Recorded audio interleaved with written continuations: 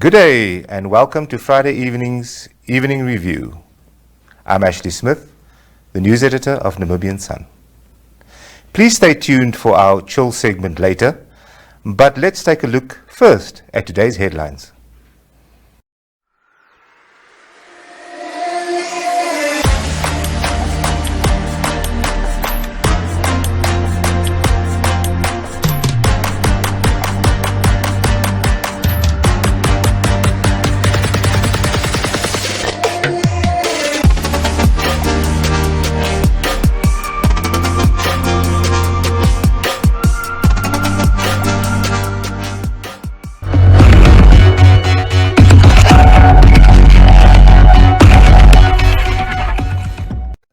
We kick off today's edition with footage from the Nekhotal Dam, where the Vice President of the country, Nangolo Mbumba, officially inaugurated the facility.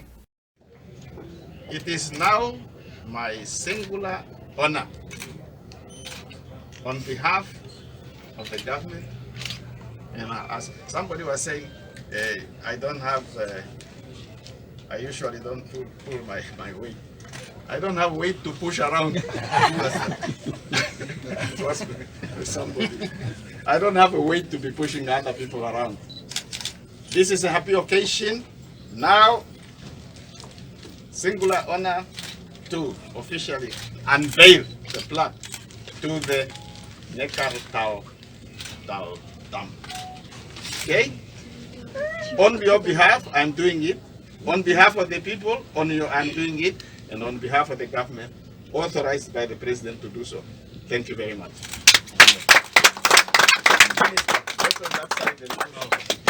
And up next, we've got Jemima Bucas, who sat down with Education Executive Director Sanet Steenkamp and asked us some very tough questions about free education, the new curriculum, and if Namibian schools are actually ready for the coronavirus.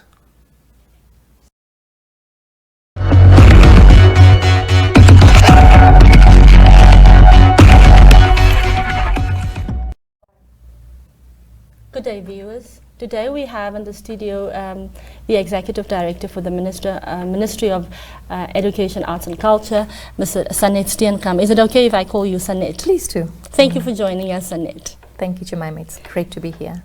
It's indeed a pleasure to have you here. So the first, let's jump into the burning issue right now over the world, and also locally. Even though we don't have any confirmed cases yet of the coronavirus, we've seen more than 4,000 deaths in the world related to coronavirus. We've seen a number of infections, more than 7 in neighboring South Africa as well.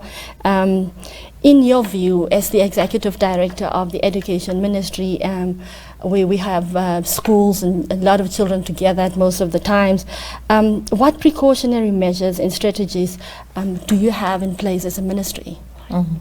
Well, Jemima, I must state that Ministry of Education is one of the biggest ministries in the country, and with 1,897 schools, and more than 800 learners together.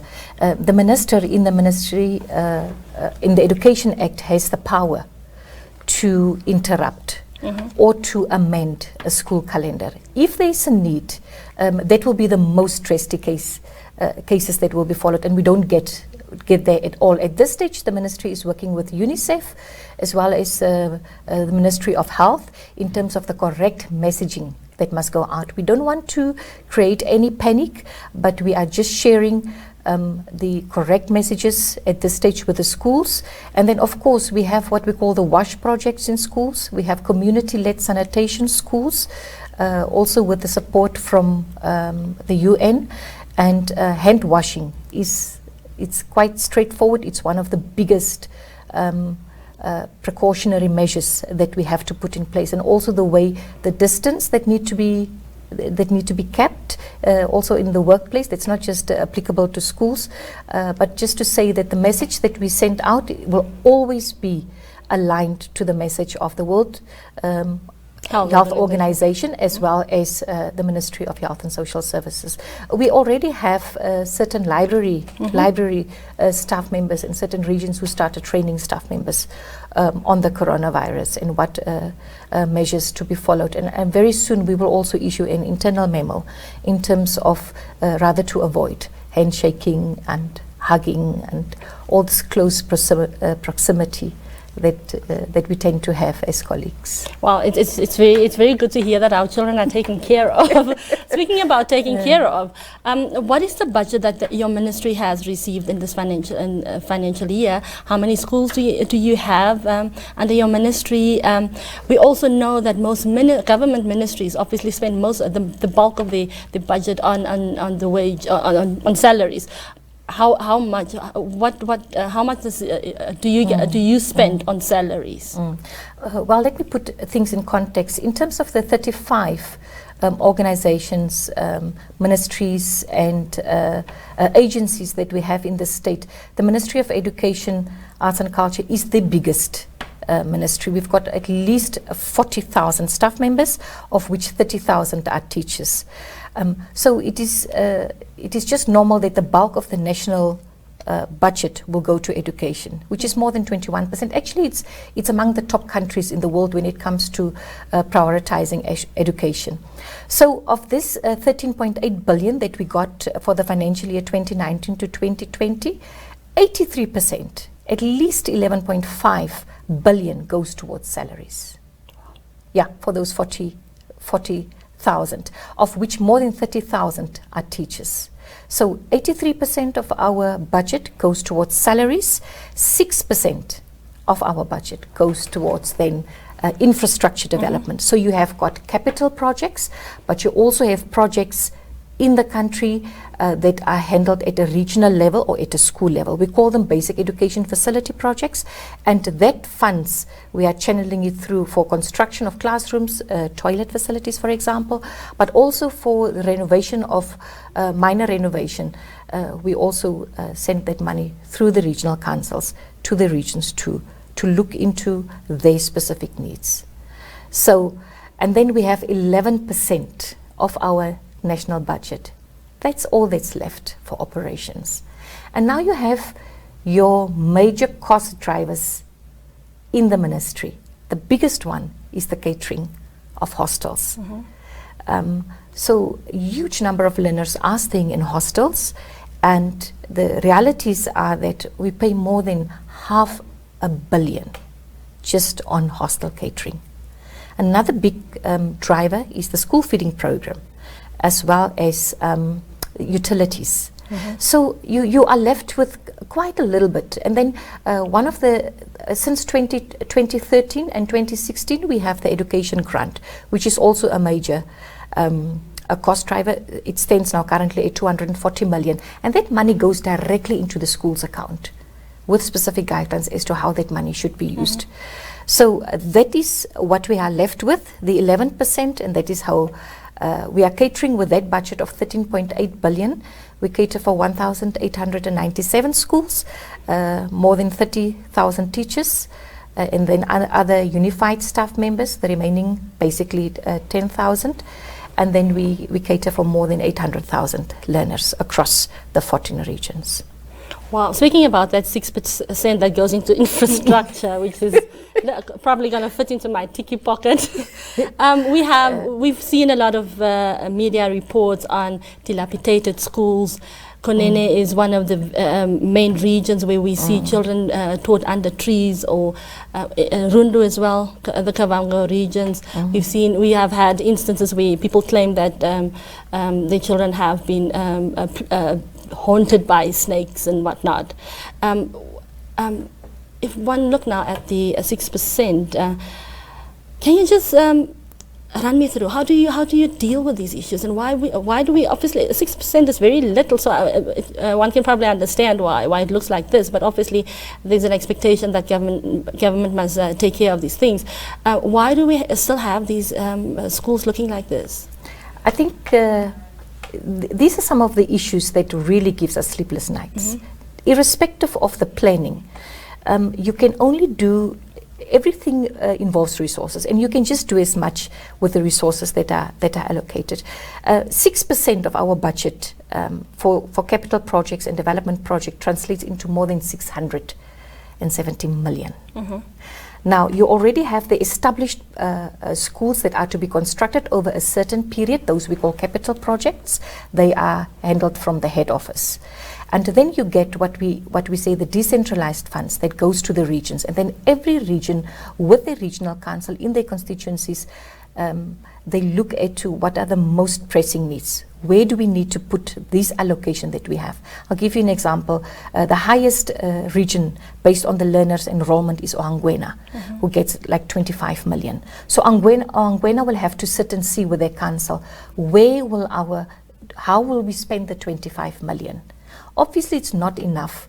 You see, if I look back in 1992 and we look at the statistics, we had at least 12,600 classrooms. If you look today where we are, we have 26,000 classrooms. It's now, whether it's permanent constructed classrooms, but also traditional classrooms. The regions that are the hardest hit in terms of classroom facilities actually is, and the lack thereof, or shortage of classrooms, it's Ohangwena, Omusati, Kavango East and Kavango West, and of course Oshikoto.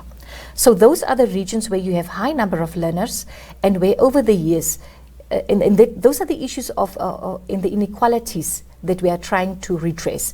And our funding formula at this stage is on a capital per capita funding based on the number of learners that are enrolled. But we also see that it doesn't always work 100%. So there's just, it is not the ideal situation, and I think absolutely that we have made great progress. I am not satisfied with the level of progress. There's so much more that we need to do. And it also forces us now to really look into the issue of not following the traditional route of brick and mortar.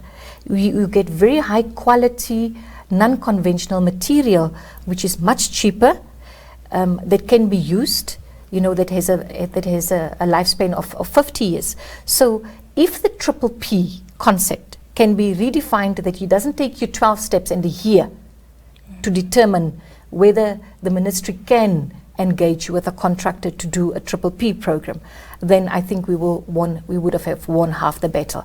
And if the funds that are used, if the private sector and the construction companies do not charge us an arm and a leg, because at the moment, very sadly, the price that most of the companies charge us just to construct one classroom is 350,000. Sure. So there is a need for us to look at all these issues, and in terms of our master plan, and it's not just classrooms, sanitation. Only 87% of our schools have got either flush toilets or pit latrines. That's 87%. There are more than 232 schools that don't have toilets. It's a great concern. And this is where we have the basic education facility budget, what we call BEF, that goes to the regions. And when we say prioritize, you cannot construct a classroom without sanitation. But a lot has also to do with leadership at a school level and at a regional level, because we need to understand not just the dynamics of the situation, but know how many children are affected. And we've got brilliant education management information system in place. It's a matter of using the data to make the informed decisions. And while we know that, we also know that, yes, 6% is it's more than $500 million, but it is not sufficient to cater. Now with the Africa Development Bank, we've got 17 schools that are benefiting. Some of them are Toivo, totally newly constructed hostel facilities that runs into the millions, 100 million and more. And then you've got Concordia, Augustinium, and many other schools across the country. All 14 regions will benefit from this construction that we envisage must be completed in the next 3 years.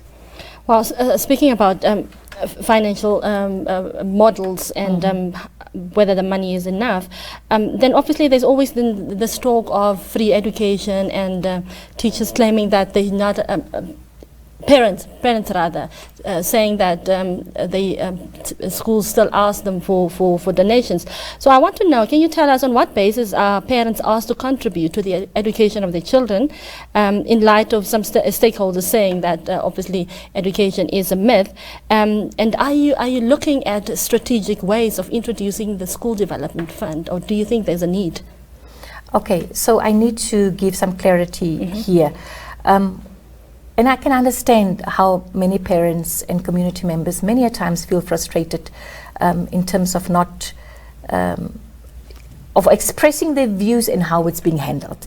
But in 2013, universal primary education was introduced. It's a worldwide concept. And we said that because the Constitution makes provision for a child to go up to the age of 16 and that education will be free, we said let us cover the cost, especially for the parents who cannot pay school fees. That is what was done. And then we also said we cut out examination fees. The child will not pay examination fees. Government will pay all the examination fees. So that is highly 100% subsidized. The school development fund is still in place. It is an account that is established by the Education Act. It is in place, but that is now for voluntary contributions. Now, the question, what we see happening here is that also at a secondary level, we envisage that over the years we should at least stand at 1,000 to 1,500 per child per year in a public school, state school, to be subsidized. We are not here today. We're now standing at 400 for secondary and 300 for primary per learner. The schools that benefit the most from this are the rural schools. It's a given. They've never had this kind of funds before, never had access to these kinds of funds before. And the aim is to improve and to acquire and for the provision of teaching and learning materials. All right? Stationery and that. Now, the schools that truly suffer are the schools that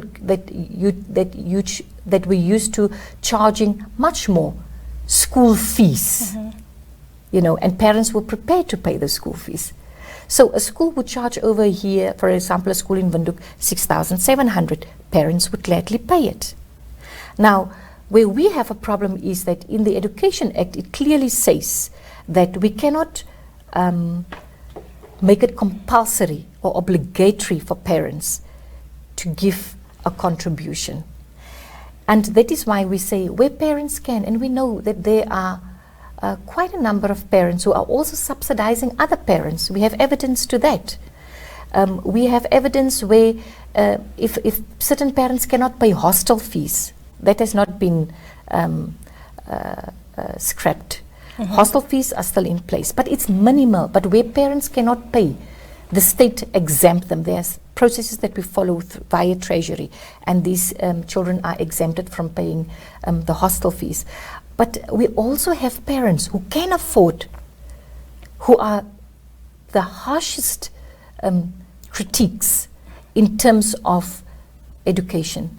If you look, in 1992, 20 children were sharing a textbooks. Over the years, it was reduced to 10 textbooks shared. One textbook shared by 10 learners. And now we are at a rate in specific subjects 1 to 2. And if the textbooks are still used as a resource material, then we shouldn't be having problems with textbooks in schools, except maybe for the new curriculum where we have to buy new textbooks. But the realities are that everything is getting expensive. A textbook no longer costs $350. A textbook costs between $900 to $1,200 per textbook, depending on what kind of textbook it is, and the publication also. So I think those are the kind of things that we need to keep in mind. The schools, and this is where my appeal to parents are. Much as we say that the teacher's salary is being paid, the textbooks are being provided for, there are schools that send out lists. Yes, the lists are maybe sometimes over ambitious, asking parents, because I was buying stationery and I saw it cost you plus minus $700 if you have to buy everything on the list for the total year. But of course, not all parents can afford that. So we are asking now the schools to ensure that they are not overburdening the parents, but we are also asking the parents, please step in. Please invest and prioritize your child's education. It's the best investment that a parent can make. We can so easily go to the more than 182 private schools that we have, and we comply. We pay the fees. We pay for the sports. But then we have demands from parents to be in the best public schools, to have their children move them from the private schools, and they insist on having the children in the best public schools. Is that fair? Is that right? So those are the conversations we need to have. Yeah. Much as we have to allow access and quality for every single child in this country, we have to understand that it costs money to bring music into a school, it costs money for swimming lessons, it costs money to bring in a coach for rugby or soccer or netball or basketball, and we encourage parents to then hold the school also accountable. You know, accountability reports, audit reports, financial reports, that all should be open and to see where the money goes that the parent give, and that there's accountability for that and transparency. Now, Sanet, we've had a lot of criticism against the new curriculum, and some of them were not very flattering. Can you share with us some of the challenges that the ministry has encountered while implementing this, and even now with it being rolled out, and in your view, the short-term and medium benefits for this curriculum? Okay, so over the years we've made great progress in terms of access for schools, and in 2014 Cabinet approved that the Ministry of Education may start off with a 7-year curriculum reform. This is the third curriculum reform that we had. We had 2 previous ones since 1992 up till now. So it's the third curriculum reform that we have. I can also understand the anxiety of people not knowing 100% as to what the expectations are, how things have changed. But we have started with the phases in the schools being changed. We have now pre-primary to grade 3, that is our junior primary phase. Then we've got senior primary from grade 4 to grade 7, and then you've got junior secondary from grade 8 and 9. Your last 2 years are your secondary, which is your grade 10 and grade 11. Now we want to state it categorically that there is no exit examinations except in grade 11. That's your first exit. If there are children who wish to go to a university, they will proceed with at least 3 C's or up to 5 C's in subjects to what we call advanced subsidiary level. This year we run 2 exams. We run the legacy, the old exam, grade 12, but we also run the new exam for grade for grade 11. Grade 11. So there will be 2 exits.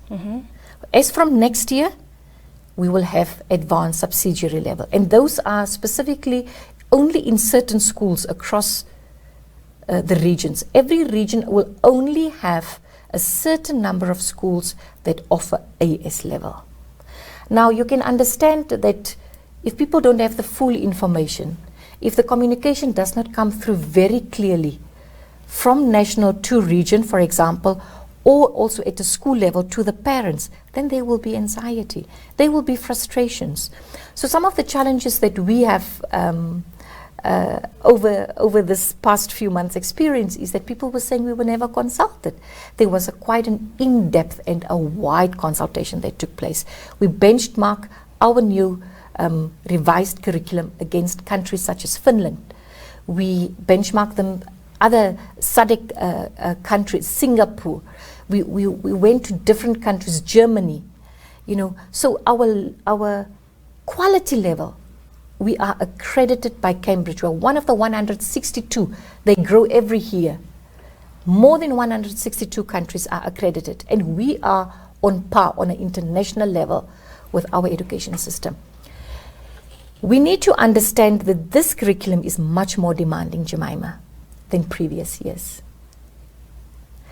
What does that mean? It means that children will have to do very good and sound time management.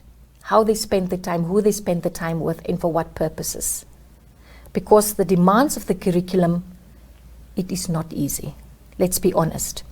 Secondly, we need to have a lot more teacher refresher courses and in-depth subject content training, and we're busy with that in the new financial year.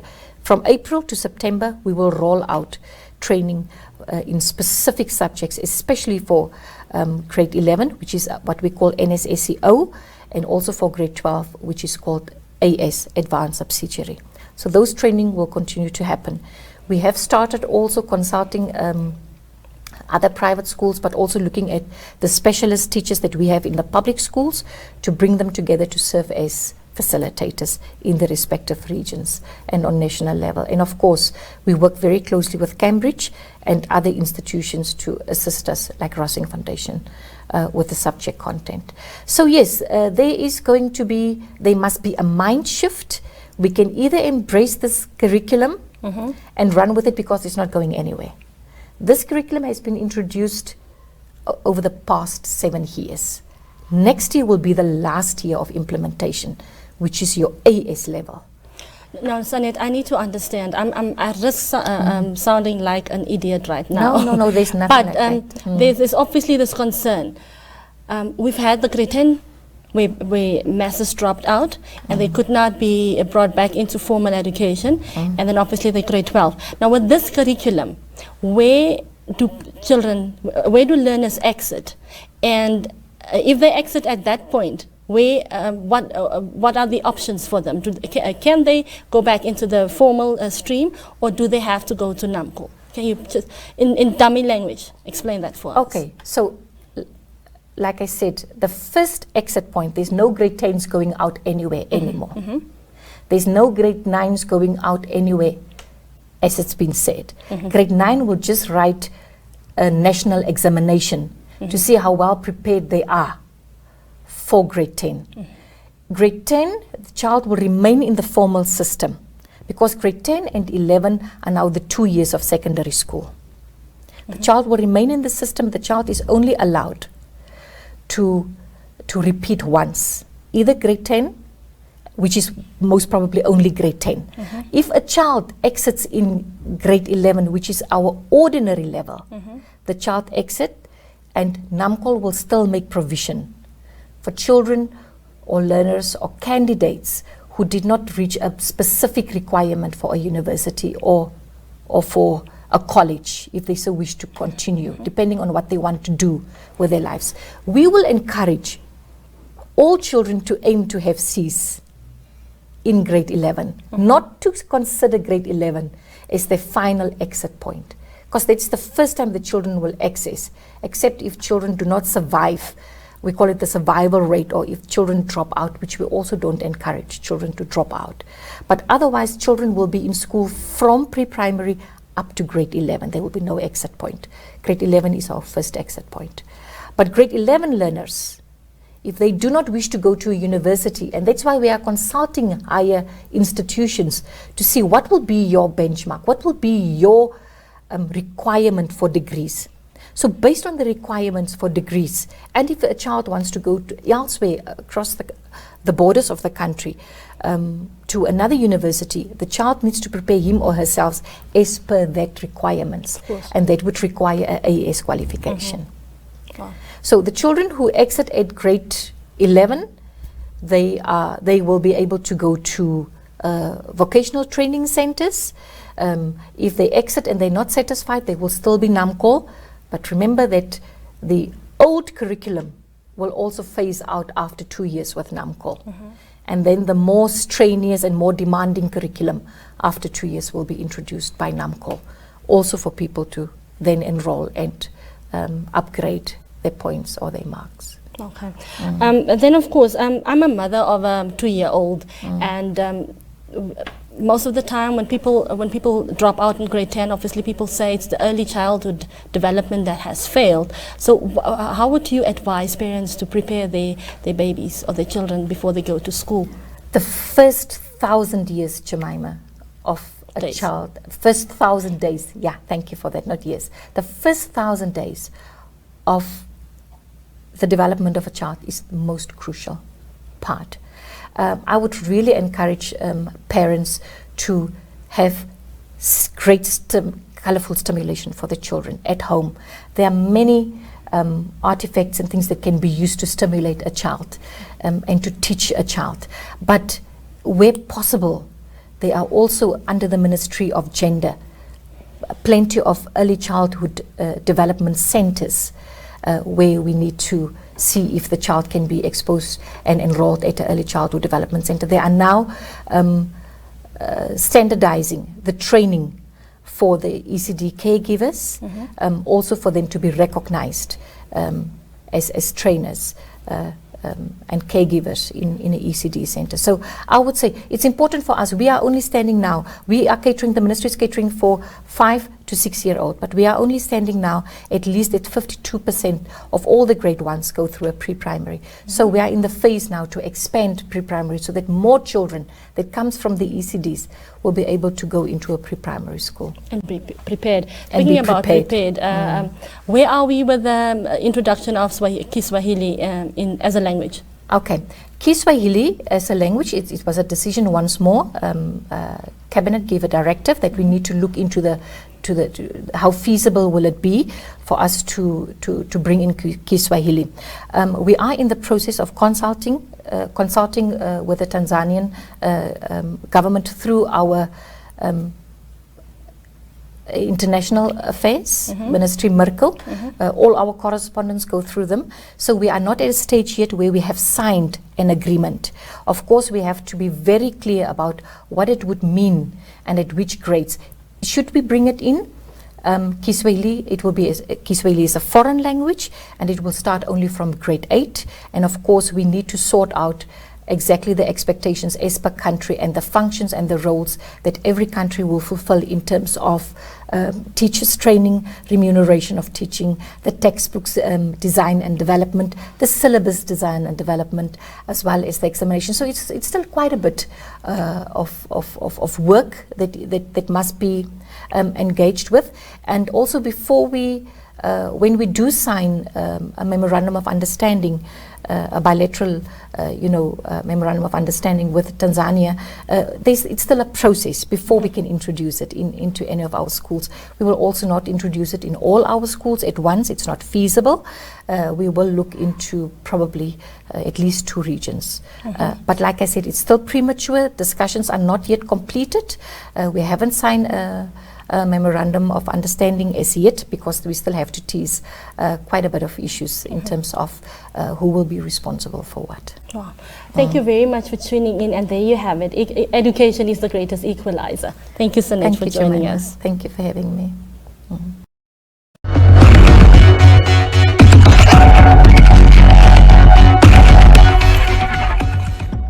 And finally, in our chill segment, veteran rapper Shikololo shares his independent message and takes us down memory lane by spitting some fierce bars.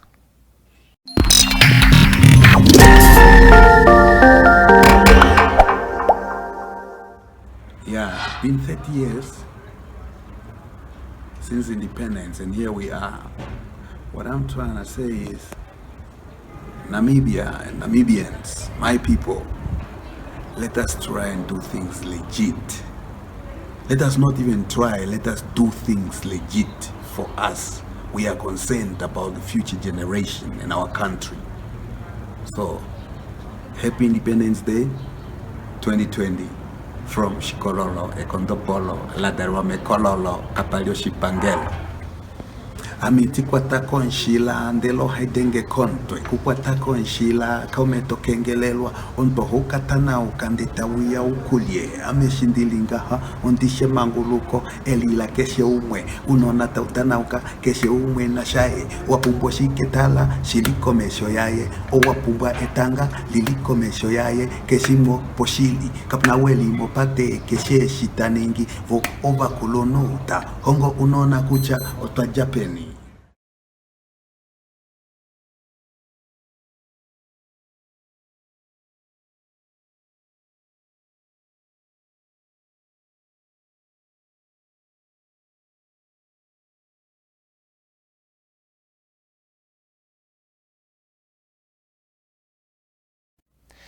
And that's all we have time for today on the Evening Review.